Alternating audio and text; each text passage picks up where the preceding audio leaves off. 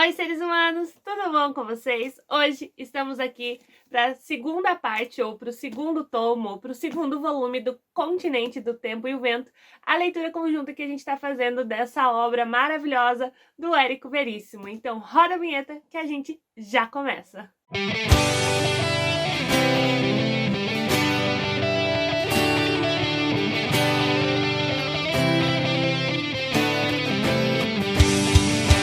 Oi, gente! Hoje a minha voz tá um pouco mais baixa, sei lá, acordei com ela diferente, mas tudo bem porque tá frio aqui, tá cedo, talvez eu dê umas bocejadas, sei lá, mas vamos ver o que vai acontecer. Pra quem não me conhece, eu sou Morgana, esse aqui é o Histórias de Noah.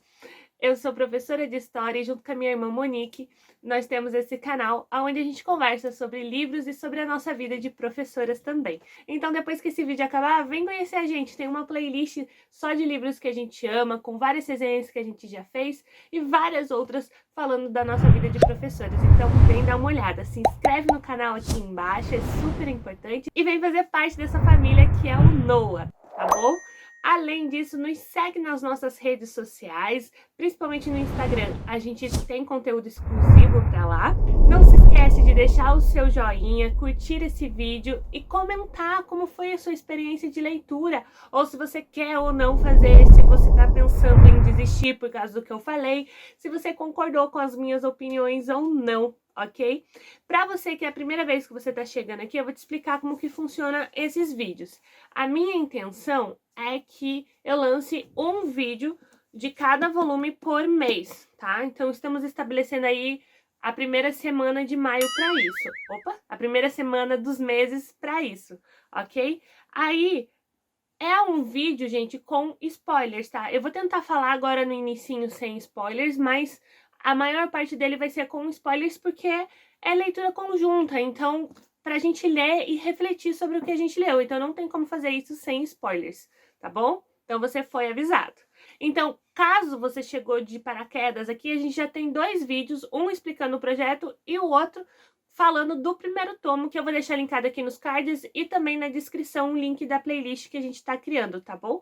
Porque vai que você chegou aqui muito tempo depois e já tem todos os vídeos. Aí na playlist você vai achar todos eles, ok? Mas voltando pra cá, vamos começar a falar então desse segundo volume sem spoilers. Ele tem cerca de 310 páginas, esse segundo volume, e ele vai continuar a história da família Terra Cambará. Vão ser mais 6 partes, que vai ser a Tainaguará, o Sobrado parte 5, a Guerra, o Sobrado parte 6, Ismalhacaré e o Sobrado parte 7. O primeiro tomo tinha acabado lá no passado com a morte do Capitão Rodrigo e no presente, né, durante a Revolução Federalista, com a piora da Alice, que tinha acabado de parir, a bebezinha nasceu morta, e aí ela estava piorando a situação e a irmã dela, Maria Valéria, estava tentando convencer o Licurgo a chamar o médico. Acabou nisso. E aí a gente vai entrar direto na parte da Tainiaguá. Tainiaguá. Essa Tainiaguá é uma lenda indígena do Rio Grande do Sul, de uma mulher má, que é muito bonita e que conquista todo mundo pela sua beleza, mas que no fundo ela é má. E ela vai ser a representação, então, da futura nora da Bibiana, que vai casar com o filho dela, o Bolívar. E aí, gente, essa parte é...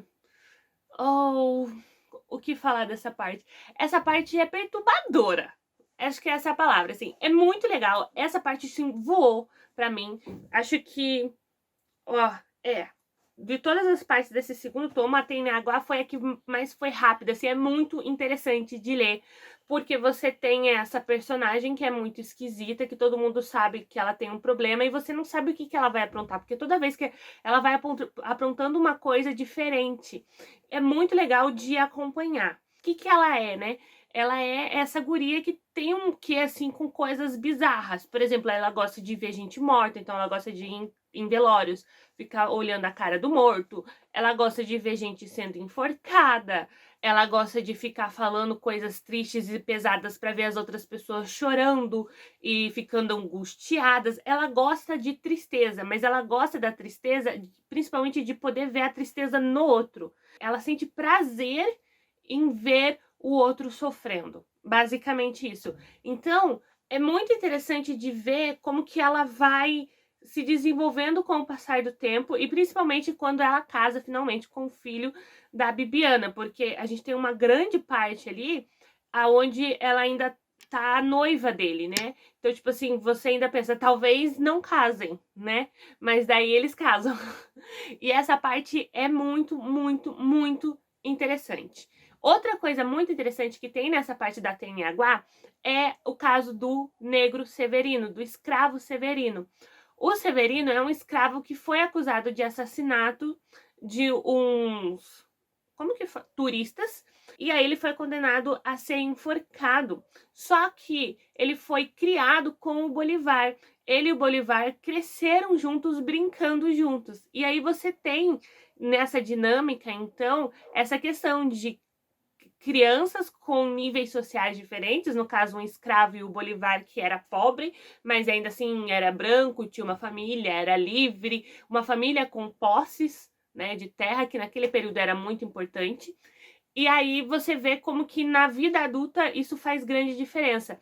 E aí você tem, então, o Bolívar com essa certeza de que ele não matou esse cara, e ele pensando que ele não quer que o Severino morra, seja assassinado nessa forca, mas ao mesmo tempo ele não faz nada para impedir. Ele só fica sofrendo e pensando e ruminando, mas ele não faz realmente alguma coisa. E é muito, muito, muito interessante de acompanhar essa parte de você ficar esperando as decisões em torno da vida do Severino e toda essa dinâmica social que vai ter ali, e você também descobrir se ele matou ou não matou, e é muito, muito legal. Aí, na parte do sobrado, a gente volta, né, para 1895, no meio da Guerra Civil Federalista. Você continua com aquelas dinâmicas do Licurgo com a Maria Valéria, mas também a gente vai ter mais acesso a outros personagens que estão ali, como o Fandango e o Florencio. E isso é muito legal, porque a gente está acompanhando esses personagens no futuro desde o volume 1.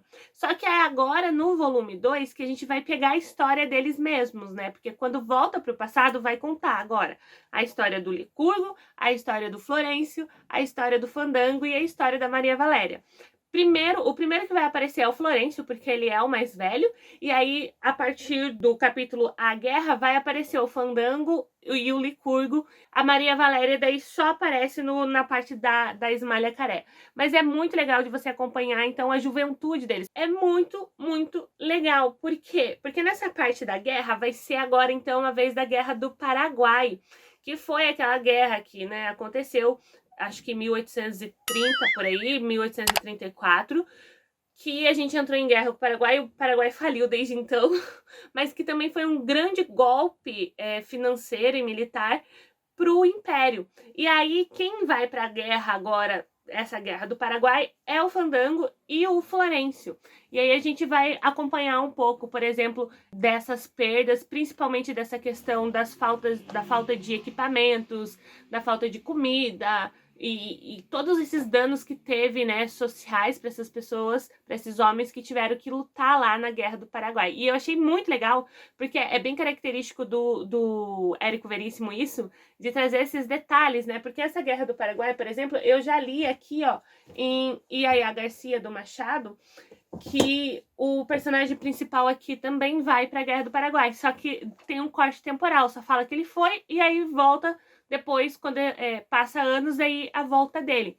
Então é muito legal acompanhar aqui e ver, porque faz um tempo que eu não dou aula de Guerra do Paraguai, então foi muito legal, foi como redescobrir essa guerra e tudo que causou nessa população. Grande parte desses capítulos do passado, tanto da Teniaguá quanto da guerra, vai ser narrado pelo Dr. Winter. Dr. Winter, ele é um médico alemão que se muda para o Brasil e, sinceramente, ele é um personagem que para mim foi difícil de aturar, porque ai, gente, ele é muito preconceituoso e ele é aquele tipo assim, eu sou muito inteligente porque eu racionalizo a minha própria vida.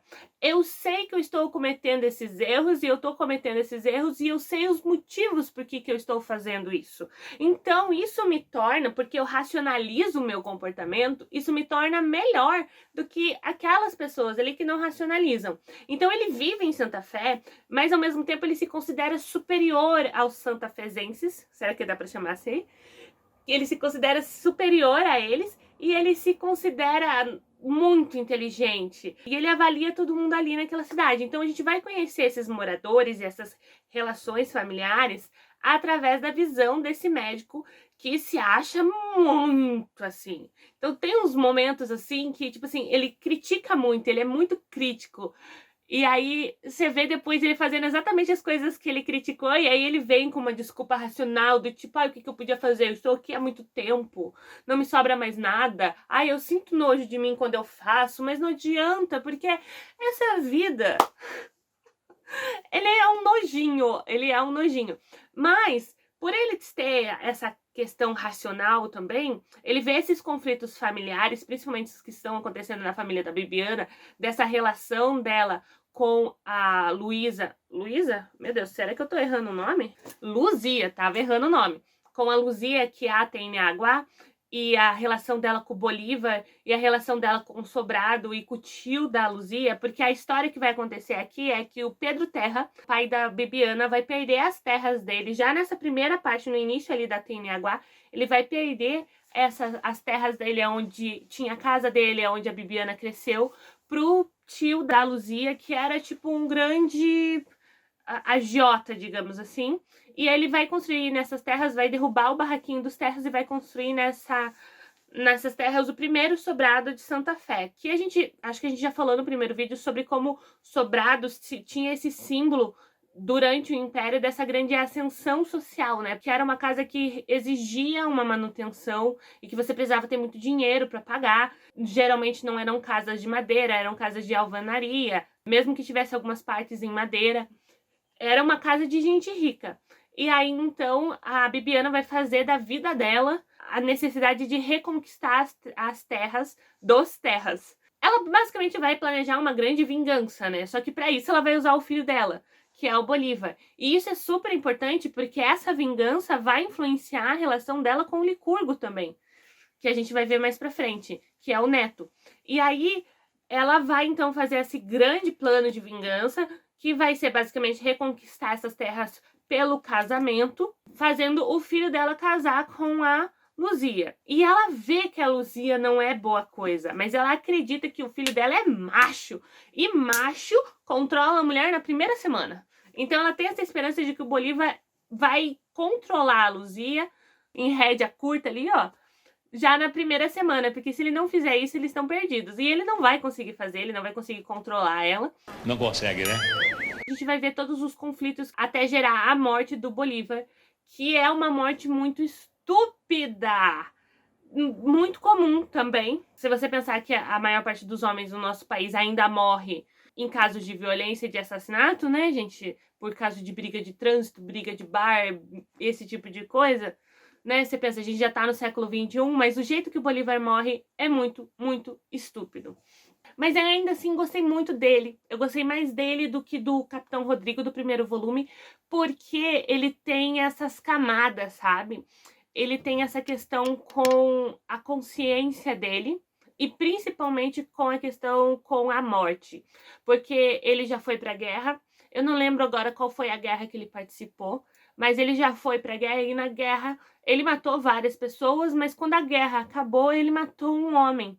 E quando ele mata esse homem, por maldade, como ele diz, só porque ele podia matar, a guerra já tinha acabado, não estava mais ali, né? Naquele sentido, você pode matar a pessoa. Não, ele decidiu matar esse cara. E o cara implora pra ele não matar, e ele vai e mata, e ele fica lembrando disso. Então, todos os sentimentos que ele tem em relação a isso, como ele não consegue lidar com esse fato, e como que as pessoas ao redor dele falam para ele simplesmente esquecer, né? E acho isso muito interessante porque vem dessa cultura mesmo do interior, dessa cultura dos antigos, assim, aqui do sul, de não lidar com esses sentimentos, né? E aí, como que pro Florencio era mais fácil lidar com os sentimentos dele, como pra Bibiana era um absurdo o filho dela tá chorando por causa disso, porque homem não chora, e como ele faz ela passar vergonha por causa disso. Gente, a Bibiana, olha, de verdade, eu não suporto a Bibiana! Não consigo gostar dela. Mas eu já não gostei da primeira vez que eu li, mas tudo bem. E aí, essas passagens, assim, pra mim foi muito, muito interessante. O Érico, ele trouxe esse personagem diferente, que até então você tá vendo sempre esses homens broncos que a gente viu no primeiro volume, que ou eles são muito fechados, como os terras, ou eles são muito expansivos, como os cambarás. E aí você tem o Bolívar, que ele não só é uma mistura dos dois, mas ao mesmo tempo ele tem uma outra profundidade, assim, que é essa profundidade sentimental mesmo. E eu gostei bastante disso. Outro personagem masculino que eu gostei muito aqui foi o personagem do Fandango. O Fandango, ele é um alívio cômico maravilhoso. As cenas de quando ele tá ensinando a história do mundo e das coisas pro Licurgo, é umas coisas tão absurdas, mas que eu ria alto, assim, de... Nossa Senhora! Tem várias passagens que eu ri alto nesse livro. Eu marquei uma que só... que eu fiquei com uma preguiça, eu tava sem coisinha pra marcar, mas uma delas foi essa parte aqui que você tem, então, a grande discussão da República, porque quando voltar no passado, você vai ter essa discussão com o Licurgo se torna republicano e tá nesse movimento de trazer a República, tornar o Brasil republicano, e aí você vê várias discussões sobre isso que são muito interessantes. Eles estão num jantar em família, nessa cena que eu vou ler pra vocês, eles estão num jantar em família, e aí o Florencio, ele é pró-imperador, porque pra ele o império é bom, e ele já é senhor de idade, sempre nasceu no império, não tem por que mudar, trazer essas modernidades e tal. Tá lá o Licurgo e o Toribio, melhor amigo deles, que são republicanos, e estão discutindo na mesa, porque pra eles é inaceitável que o tio não aceite as ideias políticas deles. E aí eles começam a falar as coisas boas que a república vai trazer pro país, e aí eles estão falando: teremos também um poder legislativo central, um tribunal superior de justiça, colaboração proporcional de todos e o Estado para as despesas da nação. O Winter sabia que Florencio não estava entendendo nada. Como ele, havia no país milhões de pessoas para as quais aquelas palavras não tinham sentido. A enumeração continuava. O Senado seria temporário, o voto alargado, todos teriam liberdade de associação e de culto. Os cemitérios seriam secularizados. Nesse ponto, Bibiana interveio. E os defuntos vão continuar mortos, sem saber de nada. Ai, gente, eu adorei, porque nessa discussão aqui na mesa, né, eles estão num almoço em família, e é muito interessante porque vai trazer esse caráter mesmo da República, que a República ele foi um movimento desses grandes fazendeiros que queriam essa ascensão política e que eles usam a República, que era essa ideia de um governo democrático na mão de todos, o povo votando, e eles transformam numa república de elite, na verdade, porque o povo mesmo não entende e não é convidado a fazer parte, o Florencio não entende, eles não falam de uma forma que o Florencio possa entender, porque para eles Florencio entender ou não entender não faz diferença. O que eles querem é eles estarem no poder. Então a gente vai acompanhar essa busca do Licurgo pela República, não porque ele é republicano, não porque ele realmente acredita na democracia e na liberdade para todos, incluindo a abolição da escravatura, não. Ele vai buscar a República porque a República é a única filosofia política em voga naquele momento que vai dar para ele essa ascensão política que ele tanto quer, porque é o único passo que falta para ele se igualar aos Amarais. Porque a única coisa que faz os Amarais ainda estarem no poder acima dele na cidade é que o Amaral é político, ele faz parte da organização política do Império. E agora Licurgo, então, ele quer fazer essa ascensão política também. Só que para isso ele precisa entrar em outra ramificação política, porque como ele é inimigo do Amaral desde sempre, né, e vai só piorar depois da morte do Bolívar, e aí então você acompanha essa busca dele para ser superior aos Amarais e ele vai escolher a República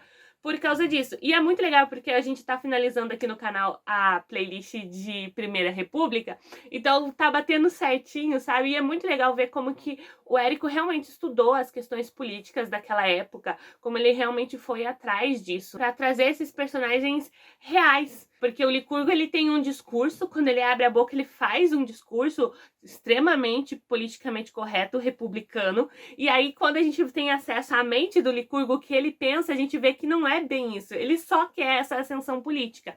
E quando a gente vai daí para a parte do Sobrado, aonde tá no meio da Guerra Civil Federalista, e ele não quer subir a bandeira branca, e ele não quer pedir o favor de deixar o médico passar pela barreira dos inimigos para atender a família dele, para que a mulher dele não morra, já que a filha já morreu. Ele não quer isso, porque para ele o mais importante é esse status dele politicamente. A gente vai ver isso durante todo o livro. Lá no final, quando ele estiver pensando sobre a Ismália, que a gente já vai entrar nesse assunto, ele vai estar pensando exatamente isso, que o medo dele não é que a mulher dele descubra. Um dia a Alice vai ter que saber, ele pensa. O problema dele é quando os meus inimigos políticos souberem, eles vão usar isso contra mim. Então ele tem muito dessa questão da pessoa política dele. Ele quer ser esse grande exemplo republicano. Ele tem que mostrar que ele é esse grande exemplo republicano por fora, da moral, dos bons costumes, da democracia, da liberdade, etc, etc e tal, mas por dentro ele é completamente diferente. E eu falei pra vocês no vídeo passado que essa parte nesse segundo tomo tinha muito dessas questões das pessoas negras e dos carés, que vem da Ismália Caré, que leva o nome da penúltima parte desse livro. E eu ia ler alguns artigos sobre, porque eram personagens, né, e questões que tinham me trazido várias questões já desde a minha primeira leitura. Essa é a minha segunda. E aí eu li 3 artigos muito maravilhosos e que eu vou deixar linkados aqui caso vocês queiram.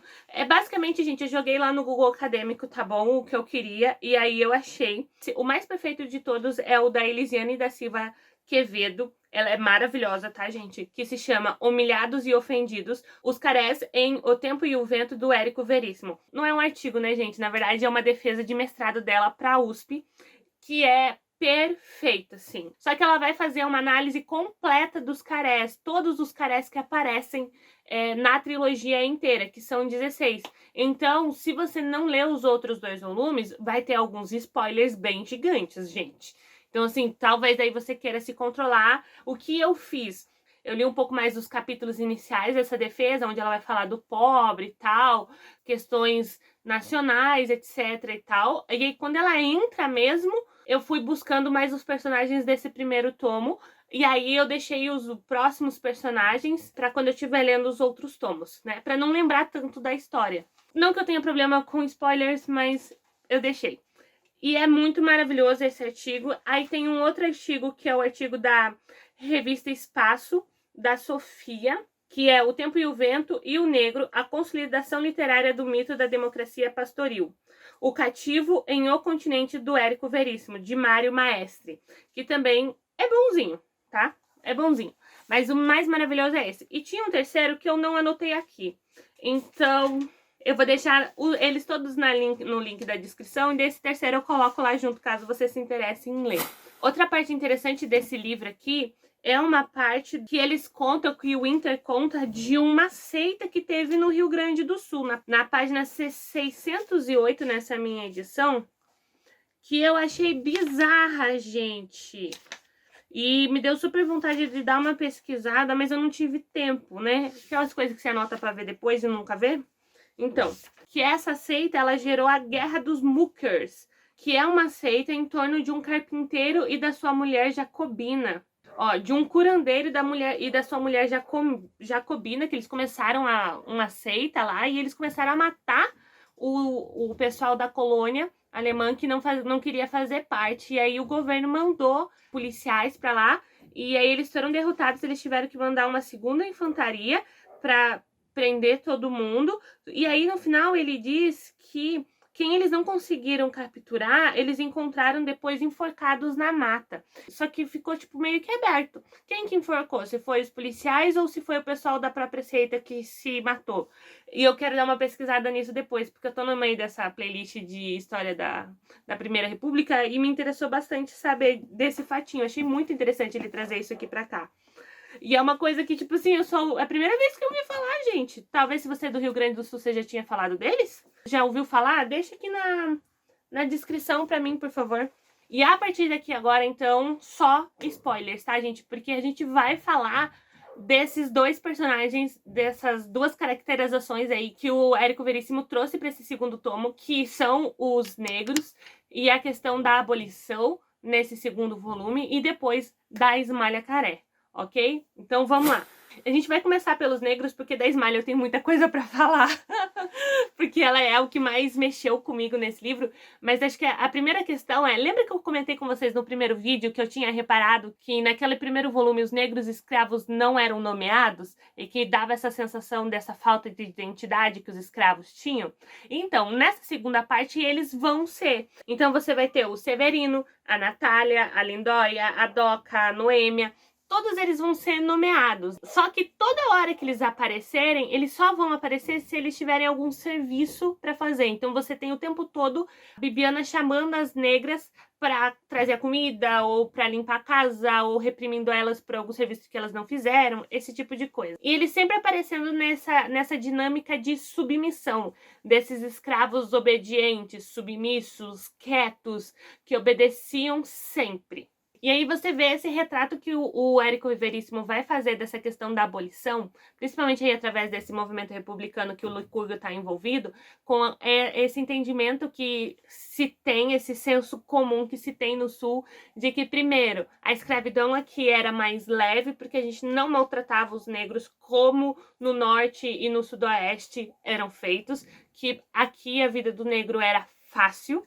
E essa outra questão daí de que a abolição venha de favor, né? Essa abolição dada pela elite. Que a elite aqui ela era mais consciente. E quando ela tomou consciência, ela deu essa abolição pro negro. Primeira coisa, por que aqui no Sul essa abolição foi dada com mais facilidade, de uma vez só, como acontece na fazenda do Licurgo, e não como no Sudeste e no Norte, onde você teve mais lutas, onde aqueles donos de escravos queriam que essa liberdade fosse dada aos poucos. Porque aqui o Licurgo consegue pegar todos os escravos dele e dar a abolição de uma vez só. Primeiro, porque a grande maioria dos trabalhadores do Angico não eram escravos, para começar. Né? Você tem vários exemplos ali de trabalhadores livres. Os próprios Carés e o Fandango são exemplos disso. Então, os fazendeiros daqui, os grandes proprietários de terra do Sul, a maior parte deles não tinha muitos escravos, você tinha muito trabalhador livre, então a grande mão de obra deles não era escrava. Então eles abrirem mão desses escravos, para eles não pesava economicamente, como nas fazendas de café no Sudeste ou as fazendas de cana-de-açúcar no Nordeste. Completamente diferente o sistema econômico aqui.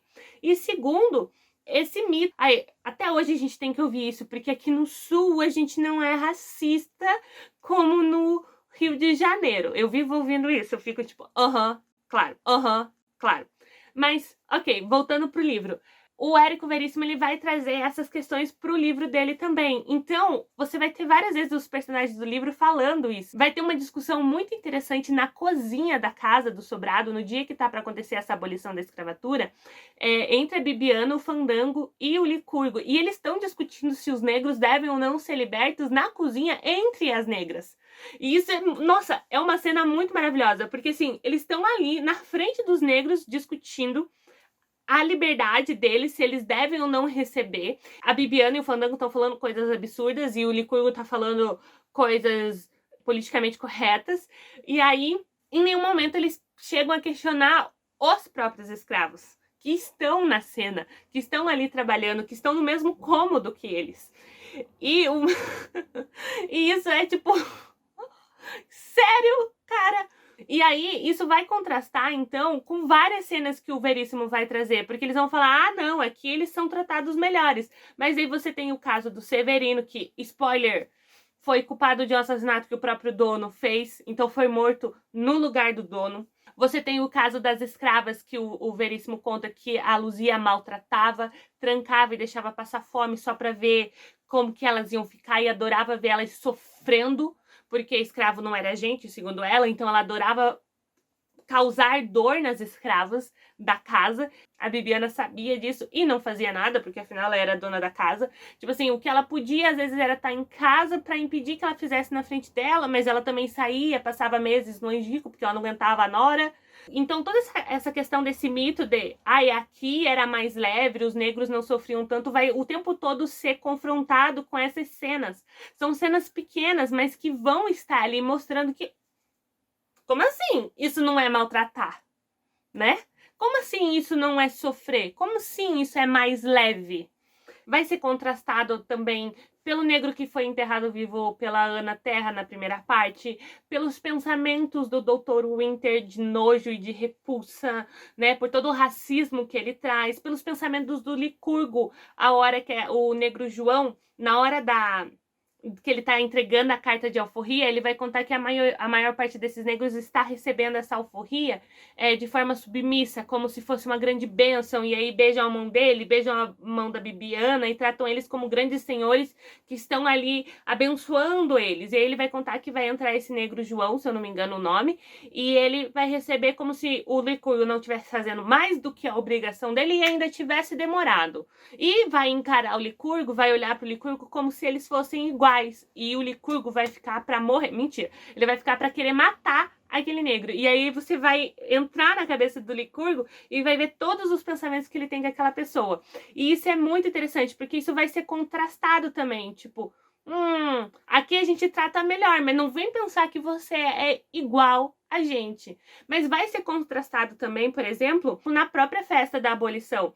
Porque os negros não entram na casa. A abolição é dada na cozinha. Então, se instala uma mesa, o Licurgo senta ali na cozinha e eles entram pela porta dos fundos, pegam a forria e vão pro quintal. E aí a festa dos negros acontece numa fogueira no quintal, eles não pisam no sobrado. E aí, depois que eles terminam de dar a alforria, a Bibiana ainda manda abrir as janelas porque ali dentro está com cheiro de senzala. E aí eles sobem para os salões do sobrado para comemorar a alforria junto com as pessoas brancas de elite que eram a favor da República. Ou seja, com o grupo político deles que está buscando essa ascensão política na cidade. Então, assim, é maravilhoso, porque é dessa forma sutil, mas vai acontecer. Mas também é um pouquinho triste pelo fato de que ele não vai trazer, o Érico Veríssimo no caso, não vai trazer nenhum movimento negro aqui.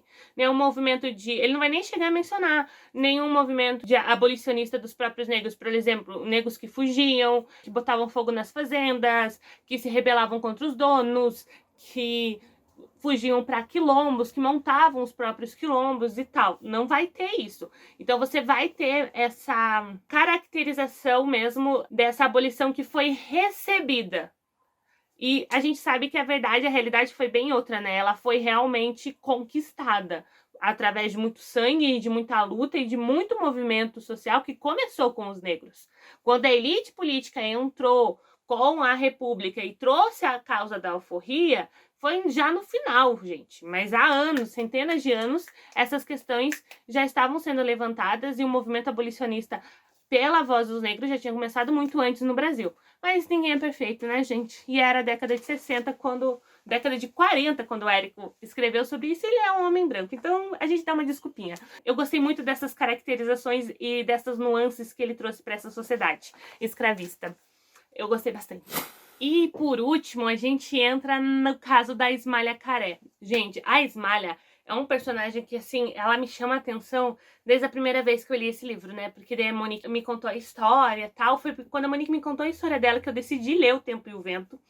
E, assim, eu não sei como explicar, mas é uma personagem que te incomoda. E aí, dessa segunda leitura, e quando eu fui atrás dos artigos, eu consegui racionalizar por que ela me incomoda tanto. Porque, primeiro, ela foi me passado como uma grande história de amor, né? Porque é passado isso, quando a gente lê a história da Ismália Caré, é passado como se ela tivesse uma grande história de amor com Licurgo, porque toda vez que alguém fala do Licurgo e da Ismalha, algum personagem no livro fala deles, fala como se fosse um amor para a vida toda, um rabicho que dura para a vida toda. Eles sempre falam isso. E aí você tem essa sensação desse grande conto de fada, né? Desse grande amor que as pessoas, né, quando eles têm 20, 30 anos, no caso o Licurgo tem, mas ela é uma adolescente, olham para os dois juntos para a vida toda, porque Licurgo ama ela. Só que é muito interessante o que o Érico Veríssimo faz aqui. Essa parte tem o nome dela. Só que diferente das outras partes que tem nomes de personagens, por exemplo, na Terra, Rodrigo Cambará, um certo Capitão Rodrigo, a parte da Ismalha, ela não é a personagem principal. Porque quando você tá ali na parte da Ana Terra, a gente vai seguir a Ana. Ela é a personagem principal, a gente tá onde a Ana tá. A mesma coisa vai acontecer com o Rodrigo. A Ismalha não. O capítulo tem o nome dela, mas ela é uma personagem secundária. E ela abre a boca no capítulo 2 vezes. Uma para falar não, que ela não quer transar com o Licurgo, e aí ele estupra ela na primeira vez deles. E a segunda para falar que ela tá grávida. E aí ela não abre a boca para falar mais nada. E a gente não sabe o que ela pensa, a gente não sabe o que ela sente. A gente só sabe dela através dos olhos dos outros. É a mesma dinâmica que você tem aqui em Dom Casmurro com a Capitu. Você não conhece Capitu, você conhece o que o Bentinho pensa da Capitu. E aqui é a mesma coisa, gente, é a mesma coisa. O que são os carés? Os carés a gente tá vendo introduções deles desde o primeiro tomo, mas eles são essa linhagem de uma outra família, uma outra linhagem que vai estar presente aqui, só que ela é essa linhagem de outro tipo de pobre, porque os terras eram uma linhagem de pobre, mas que tinha terra. E isso, durante o Império, era muito importante, e durante a colônia também, porque isso dava, primeiro, posses, independência e opções. Quando a Ana acontece aquela tragédia com ela lá, né, a família dela inteira é assassinada, ela pega todo o dinheiro que tem da família, a máquina de costura, o que ela consegue carregar, e ela sai de lá com posses ainda, posses o suficientes para chegar em Santa Fé e comprar um pedaço de chão para ela e a família dela e continuar tendo uma terra. Então eles têm de onde tirar o sustento deles. O que não é a mesma coisa com os carés. Os carés não têm terra, eles são pobres e eles dependem dos outros. Então eles são andarilhos, eles são nômades, até que a Bibiana dá pro pai ou pro avô da Ismalha um pedacinho de terra para eles trabalharem ali dentro do Angico. Mas a terra não é deles, a terra é da Bibiana. Então eles moram de favor ali dentro, eles trabalham pro pessoal. E aí você vai ver então essa contraface, porque o livro todo ele é escrito para contar como que essa elite política da Primeira República, né, os grandes coronéis que ficaram no governo aí até o final do governo Vargas, eles surgiram no nosso país. Então a gente vai ver essa ascensão da família Terra Cambará até eles se tornarem grandes políticos, que acontece aqui no final com o Licurgo. Ele é tipo como se fosse o prefeito ali de Santa Fé e está envolvido na política de todo o estado, né? E depois, no próximo volume, a gente vai ver a ascensão disso com o Rodrigo, que vai entrar na administração aí do governo Vargas. Mas, voltando para cá. Então, você vê essa elite, né, essa formação dessa elite com os terras e esses pobres que continuam pobres e vão ser sempre pobres. Durante toda a trilogia, você não tem essa ascensão social dos carés, como acontece com os Terra Cambará. E aí você vê, então, esse sistema de dominação que os cambarás têm com os carés e de como que os carés eles são extremamente usurpados, dominados, violentados pelos terra-cambarás de todas as formas possíveis. E isso vai ficar mais claro ainda nessa relação do Licurgo com a Ismalha. Mas antes de chegar lá, a gente já tem uma noção de quão pobre eles são, porque a gente tem a descrição do João Caré, que é um ascendente da Ismalha, que ele diz assim, ó, João Caré, como precisava de dinheiro para dar de comer à família, aluga a filha mais nova a um negociante, virgem de 15 anos. Ele dá a filha dele, vende a filha dele e torna ela prostituta. Então você já começa aí com essa diferença antes da Ismalha entrar na história. Você já percebe que as famílias são diferentes, porque, por exemplo, quando o Capitão Rodrigo chega na cidade e ele vê a Bibiana, né, e ele quer tomar posse da Bibiana, que é a mesma coisa que acontece com o Licurgo, com a Ismalha, o Rodrigo não faz por quê? Porque o Juvenal chega nele e fala, aqui mulher tem dono. Aqui toda mulher ou é casada ou o dono é o pai. Aqui a gente protege as nossas mulheres. E com os Carés isso não acontece. Por quê? Porque eles não têm posse, eles dependem da posse do patrão. Então quando o Licurgo chega e olha a Ismalha, eles não têm como confrontar o Licurgo, porque eles dependem financeiramente do Licurgo. Então o Licurgo pode fazer o que quiser com eles. Entende? Então ele pode ter, sim, a Ismalha. Pro Licurgo, a Ismalha é uma posse. Ela é um animal. Ele compara ela com um animal várias vezes na história.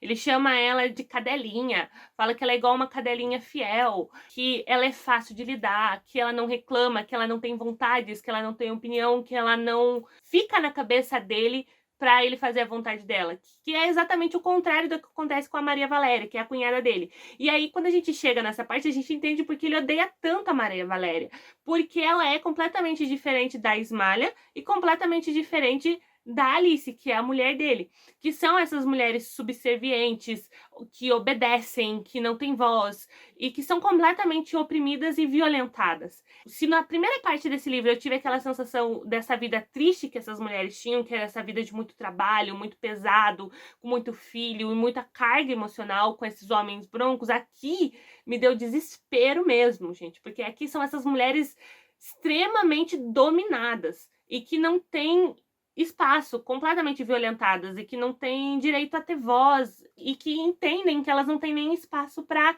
exprimir, mesmo que elas queiram, porque o único momento que a Ismalha exprime a sua vontade é quando o Licurgo caça ela no mato e aí força ela até a primeira vez que ela luta contra ele. O livro diz que ela luta, ela se debate e ela fala não, e aí depois e quando acaba, ela chora. Só que depois ela volta. E ela volta por quê? Porque pra ela não ter o mesmo futuro das outras Carés. Porque todo mundo sabe que o Licurgo tá apaixonado por ela, então é melhor ela aturar um homem só, apenas o Licurgo, do que entrar pra vida, do que se tornar prostituta. Como as outras Carés, como as outras Chinas, ou como a gente vai ver nos próximos volumes, com as próximas Carés que vão entrar na história. Então você vê que ela não tem opção, porque a opção dela é ou voltar e se tornar concubina do Licurgo, sem nunca exigir que ele fique só com ela, sabendo que ele tem uma outra família, que ele nunca vai assumir ela e que ela nunca vai poder ter um filho, ou se tornar prostituta, se tornar mulher de vários homens. Então ela volta pro Licurgo e aí ela volta diferente, porque na primeira vez ela disse não. A partir dali ela não diz não. Por quê? Porque eles já tiveram cabo de guerra deles. Licurgo já mostrou pra ela que ele é mais poderoso. Então ela simplesmente se entrega. Então, se todo mundo no livro diz que Licurgo é apaixonado por ela, ninguém sabe dela. Ninguém fala. Ismalha é apaixonada por ele. Ismalha ama ele. Ismalha vai ficar com ele pro resto da vida porque ela gosta. Não. Ela vai ficar com ele pro resto da vida porque ele gosta dela. E a gente não sabe o que ela sente, o que ela pensa, o que ela quer, o que ela deseja. A gente só sabe que ela tá ali. E é muito pesado uma cena no final, quando a Bibiana tá falando da Ismalha, porque que ela não gosta da Ismalha, e ela vai e chega e fala assim, ó, eu nunca gostei dessa menina. E agora eu sei por quê. Ela me lembra da Luzia. E eu fiquei com isso na cabeça, porque elas são personagens extremamente diferentes, né? Eu fiquei pensando, mas elas não têm nada de igual, porque a Luzia, ela escolhe o Bolivar. Ela tem 2 pretendentes, que é o Florencio e o Bolivar, e ela escolhe o Bolivar. E ela domina o Bolivar, e ela maltrata o Bolivar. Então, daí, lendo o artigo, a autora vai comentar sobre a questão dessa sexualidade que as duas têm. Que elas eram muito lindas, elas atraíam os homens, mas a Luzia tem esse poder ela é uma mulher rica e ela tem o poder de escolha. E a Ismalha não, porque não é essa sedução consciente, né? A Ismalha é essa sedução inconsciente e sem vontade, porque a partir do momento que o Licurgo quer, ele pega. E é simples assim. Essa é uma conversa que a Bibiana tá tendo com o Dr. Winter. E essa conversa é maravilhosa, porque a Bibiana chega a falar que tem orgulho do Rodrigo por ele ter sido galinha, por ele ter ficado com várias mulheres, porque vem disso também, dessa questão de, assim, ele traiu ela com várias mulheres, mas ele nunca teve um rabicho forte pra vida inteira com outra. Ele sempre amou a Bibiana, apesar de ter traído ela a rodo.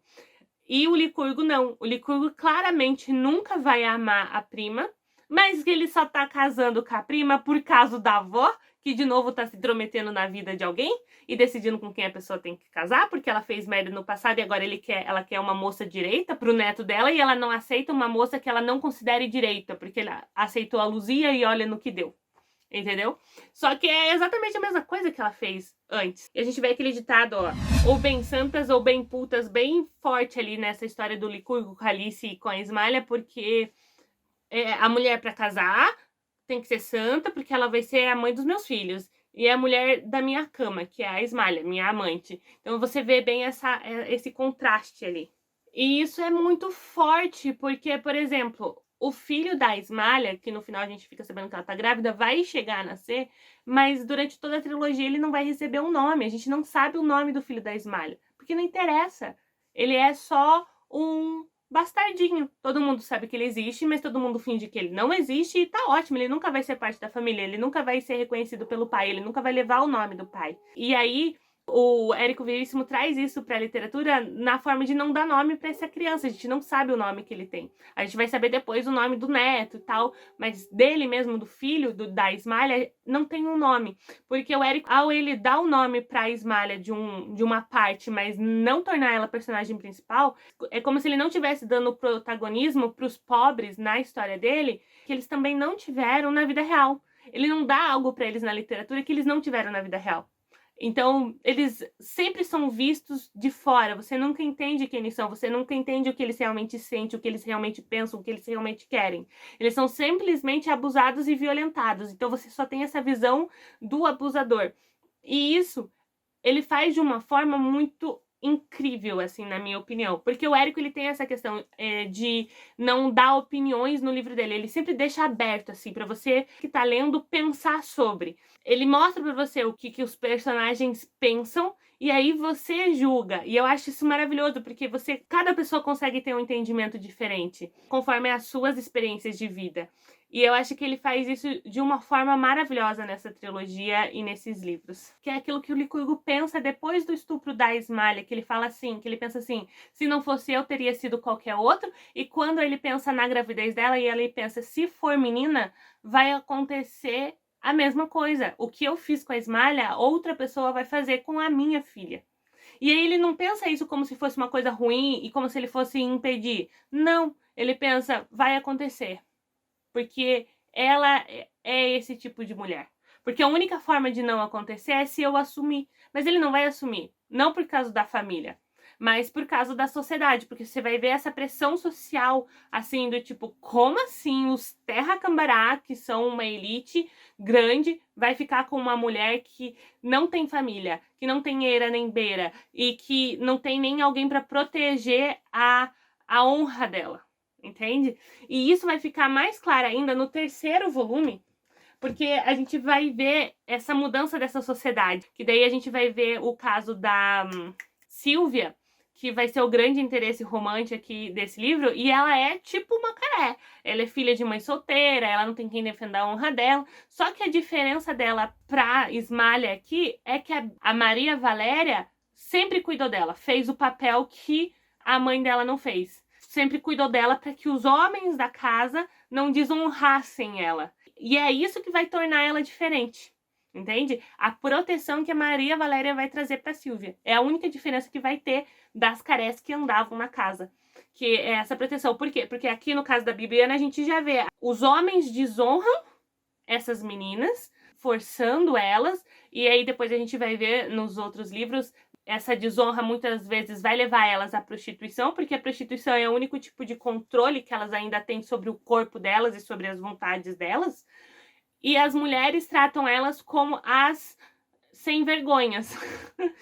As mulheres sem vergonhas, que são essas mulheres que foram desonradas pelos próprios maridos delas, pelos próprios filhos delas, mas que não tiveram a capacidade de se autoproteger. Então elas são ocupadas. Então você vê essa sociedade nesses julgamentos o tempo todo. E é maravilhoso essa construção dessa sociedade. É tão real, substancial. Você tem esses vários lados. Ai, gente, eu amo essa série, de verdade. Então é isso, eu acho que eu falei tudo, eu falei muito. Tem mais de 1 hora de vídeo gravado. A gente volta, então, na primeira semana do mês de junho. Não, agora é junho, né? A gente volta na primeira semana do mês de julho pra falar sobre a primeira parte do Retrato, que é o segundo livro dessa trilogia, gente. E é isso, gente. Tem vários vídeos aqui no canal pra vocês irem acompanhando. Segue a gente, entra nas nossas playlists, tem vários clássicos que a gente já falou lá. E eu espero vocês no próximo vídeo do canal. Tchau!